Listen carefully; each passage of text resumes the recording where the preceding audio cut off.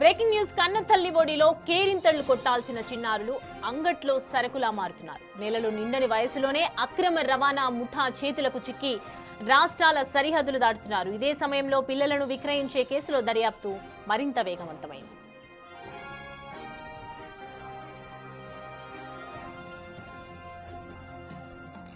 విజయవాడలో పిల్లల్ని అమ్మే ముఠా కేసులో కీలక పరిణామం చోటు చేసుకుంది.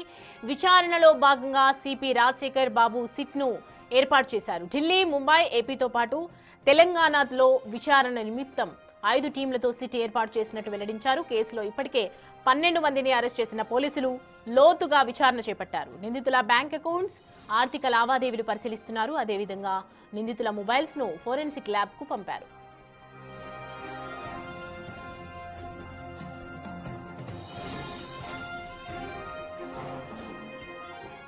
ఈ అంశానికి సంబంధించి పూర్తి డీటెయిల్స్ అందించడానికి మా ప్రతినిధి సురేష్ మనకి జాయిన్ అవుతున్నారు. సురేష్, మొత్తానికి ఎక్కడెక్కడ ఐవీఎఫ్ సెంటర్స్ ఉన్నాయి, ఎక్కడెక్కడ ఏం జరుగుతోంది, పూర్తిగా ఎవరెవరి ముఠా ఉంది, ఇవన్నీ కూడా అబ్జర్వ్ చేస్తున్నారు, ఇవన్నీ కూడా వెలికి తీసే పనిలో ఉన్నారని చెప్పుకోవచ్చా?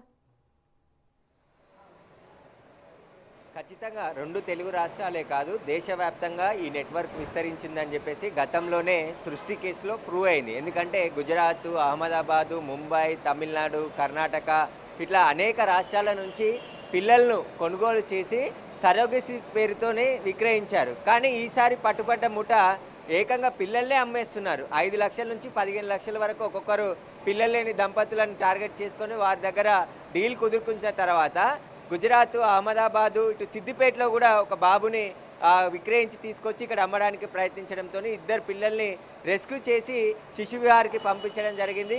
ఈ ముఠాకు సంబంధించిన ఏజెంట్లంతా కూడా హైదరాబాద్లో పేరున్నటువంటి ఐవీఎఫ్ సెంటర్లలో ఏజెంట్లుగా పనిచేస్తున్నారు. ఏదైతే స్పర్మ్ డోనర్స్గా ఎగ్ డోనర్లను తీసుకువచ్చి అక్కడ డొనేట్ చేయించాల్సిన పని కాకుండా అక్కడికి వచ్చే పిల్లలు లేని దంపతులతో పరిచయాలు పెంచుకొని అక్కడ ఉన్నటువంటి వారికి పిల్లలు కలగట్లేదు కాబట్టి మేము నేరుగా మీకు పిల్లల్ని తీసుకొచ్చి అమ్ముతాము, మేము తీసుకొచ్చేవారు అందరూ కూడా మా టీం ఉన్నది అని చెప్పేసి కూడా వారితో డీలు కుదుర్చుకున్న తర్వాత పిల్లల్ని తీసుకొచ్చి ఇక్కడ అమ్ముతున్నారు. అయితే సృష్టి కేసులో అరెస్ట్ అయినటువంటి నిందితులే ఇక్కడ కూడా పట్టుబడ్డారు. అంటే జైలుకు వెళ్ళి బెయిల్పై వచ్చి మళ్ళీ అదే దందా కొనసాగిస్తున్నారు. హైదరాబాద్లో ప్రముఖ ఐవీఎఫ్ సెంటర్లు కొన్ని పేర్లు కూడా ఉన్నాయి. వాటికి సంబంధించిన హాస్పిటల్లో వీరు పనిచేస్తున్నారు. వారికి సంబంధించిన వివరాలన్నిటిని కూడా పోలీసులు సేకరించడం జరిగింది. వీరు హాస్పిటల్ నిర్వాహకులకు తెలిసి చేస్తున్నారా, లేకుంటే వాళ్ళకి తెలియకుండా ఏదైతే ఎగ్ డోనర్స్, స్పర్మ్ డోనర్స్కి సంబంధించిన ఎవరైతే ఉంటారో డోనర్స్ని తీసుకురాకుండా ఈ బిజినెస్లో ఐవీఎఫ్ సెంటర్ డాక్టర్లకు ఏమైనా ప్రమేయం ఉందా అనే దానికి సంబంధించి కూడా పోలీసులు ఇప్పుడు లోతైన దర్యాప్తు చేస్తున్నారు. ఎందుకంటే డాక్టర్ నమ్రత ఏకంగా ఆమె దాదాపు 70 నుంచి 80 మంది పిల్లలను విక్రయించినట్టు పోలీసుల దర్యాప్తులో తేలింది. వారికి సంబంధించిన కేసు విచారణ సిసిఎస్ సిటు విచారిస్తుంది. కానీ ఇప్పుడు తాజాగా మాదాపూర్లో పట్టుబడినటువంటి నిందితులు ఎవరైతే ఉన్నారో అందులో గంగాధర్ రెడ్డి, మరొక లేడీ, ఇద్దరు కూడా వీరు ముఠాగా ఏర్పడి ఎవరికైతే పిల్లలు లేరో వారిని టార్గెట్గా చేసుకొని వారికి పిల్లల్ని విక్రయిస్తున్నట్టు గుర్తించడం జరిగింది.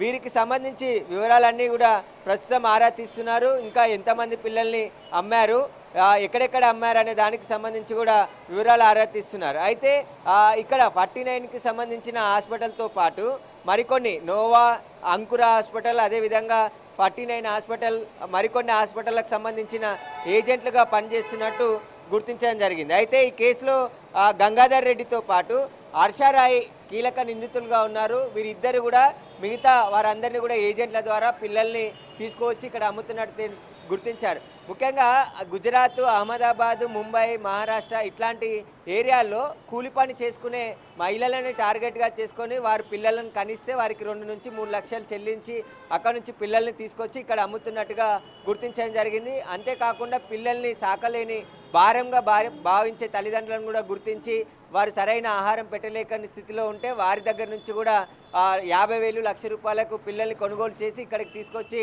అమ్ముతున్నట్టు కూడా గత విచారణలో తేలింది. ఇప్పుడు ఈ ఇద్దరు పిల్లల్ని కూడా ఇక్కడ నుండి తీసుకొచ్చారు కాబట్టి వాళ్ళ తల్లిదండ్రులు ఎవరు, ఎలా తీసుకొచ్చారు, ఇంకేమైనా కిడ్నాప్లు చేసి పిల్లల్ని ఇక్కడ తీసుకొస్తున్నారు అనే దానికి సంబంధించి కూడా వివరాలు ఆరా తీస్తున్నారు. రోజులు నిండని పిల్లలు మాత్రమే, ఎందుకంటే ఒక నెల 2 నెలల లోపు ఉన్న పిల్లల్ని తీసుకొచ్చి ఇక్కడ పిల్లలు లేని తల్లిదండ్రులకి అప్పచెప్తున్నారు. అయితే వేముల బాబురెడ్డి అనే వ్యక్తి నోవా పద్మజ హాస్పిటల్స్కి సంబంధించి IVF సెంటర్కి సంబంధించి ఏజెంట్గా ఉన్నాడు. అతను కూడా ఈ కేసులో చాలా కీలకంగా ఉన్నాడు. సంగీత దేవి అనే ఆమె కూడా కూరగాయలు అమ్మే మహిళ ఈమె, కానీ IVF సెంటర్లో డోనర్లను పంపించే ఏజెంట్గా కూడా పనిచేస్తున్నట్టు గుర్తించడం జరిగింది. అంతేకాకుండా ఇంకా కొన్ని హాస్పిటళ్ళు, Nova IVF centre, Anu fertility centre, Ankura hospital, Akshaya fertility centre, Hegde fertility centre, Oasis fertility centre, Padmaja fertility centre, ఇవన్నీ కూడా హైదరాబాద్లో చాలా పేరున్న ఫేమస్ అయినటువంటి IVF సెంటర్స్. కానీ వీళ్ళకి తెలిసి జరుగుతుందా లేదా అనే దానికి సంబంధించి ఇప్పుడు పోలీసులు దర్యాప్తు చేస్తున్నారు. ఎందుకంటే ఎగ్ డోనర్స్, ఫ్రమ్ డోనర్స్ హాస్పిటల్స్కి అవసరం ఉంటుంది కాబట్టి వాళ్ళు లీగల్గా చేయాల్సిన పనులన్నీ ఇల్లీగల్గా కూడా చేస్తున్నట్టు ఇప్పుడు దర్యాప్తులో తేలింది. కాబట్టి ఖచ్చితంగా IVF హాస్పిటల్స్కి ఏమైనా లింక్ ఉందా లేదా అనే దానికి సంబంధించి కూడా ప్రస్తుతం దర్యాప్తు కొనసాగుతుంది. ఈ హాస్పిటల్లో పనిచేసే ఏజెంట్లుగా, ఎందుకంటే వారికి ఏజెంట్లుగా పనిచేస్తూనే ఈ దందా నిర్వహిస్తున్నారు కాబట్టి ఒకవేళ అక్కడ వారికి తెలిసి ఈ దందా నిర్వహిస్తే మాత్రం వారిపైన కూడా కేసు నమోదయ్యే అవకాశం ఉంది. కానీ ఇప్పటి వరకు దర్యాప్తులో ఇంకా అలాంటి విషయాలు తెలియలేదని చెప్పేసి పోలీసులు చెప్తున్నారు. కాబట్టి గత విచారణలో ఏదైతే సృష్టి కేసులో అరెస్ట్ అయిన నిందితులంతా కూడా ఆ సృష్టి ఫెర్టిలిటీ సెంటర్లో పనిచేశారు, ఏజెంట్లుగా పనిచేశారు. డాక్టర్ నమ్రతకు తెలిసే ఇదంతా వ్యవహారం నడిపించారు. కాబట్టి ఈ కేసులో ఎంతవరకు ఆ హాస్పిటల్కి సంబంధించిన సిబ్బందికి కావచ్చు, అక్కడ ఉన్నటువంటి యాజమాన్యానికి తెలిసి వీళ్ళు ఈ దందా నిర్వహిస్తున్నారా? ఎందుకంటే వీళ్ళ హిస్టరీ కూడా మొత్తం క్రైమ్ హిస్టరీ 2015 నుంచి కూడా బ్యాక్గ్రౌండ్ ఉంది కాబట్టి వాళ్ళని ఎందుకు ఏజెంట్లుగా వీళ్ళు నియమించుకున్నారనే దానికి సంబంధించి కూడా విచారణ కొనసాగుతుంది. నిందితులను కస్టడీ కోసం రేపు కస్టడీ పిటిషన్ వేసి మొత్తం 11 మంది నిందితులను కూడా కస్టడీకి తీసుకొని విచారిస్తే సంచలన విషయాలే బయటకు వచ్చే అవకాశం కనబడుతుంది. ముఖ్యంగా పిల్లలు లేని దంపతుల సంఖ్య రోజు రోజుకి పెరుగుతుంది. హైదరాబాద్లో ఎక్కువగా జంటలు IVF సెంటర్ల చుట్టూ తిరుగుతున్నారు. వారిని టార్గెట్గా చేసుకొని వారికి డబ్బులు మీరు ఇస్తే నేను పిల్లలను తెచ్చి మీకు విక్రయిస్తామని చెప్పేసి కూడా ఈ ముఠా అమ్ముతున్నట్టు తెలుస్తుంది. కాబట్టి పోలీసులు అయితే లోతుగా దర్యాప్తు చేస్తున్నారు. దర్యాప్తులో మరిన్ని సంచలన విషయాలు బయటకు వచ్చే అవకాశం కూడా కనబడుతుంది. Right Suresh, thanks for the updates.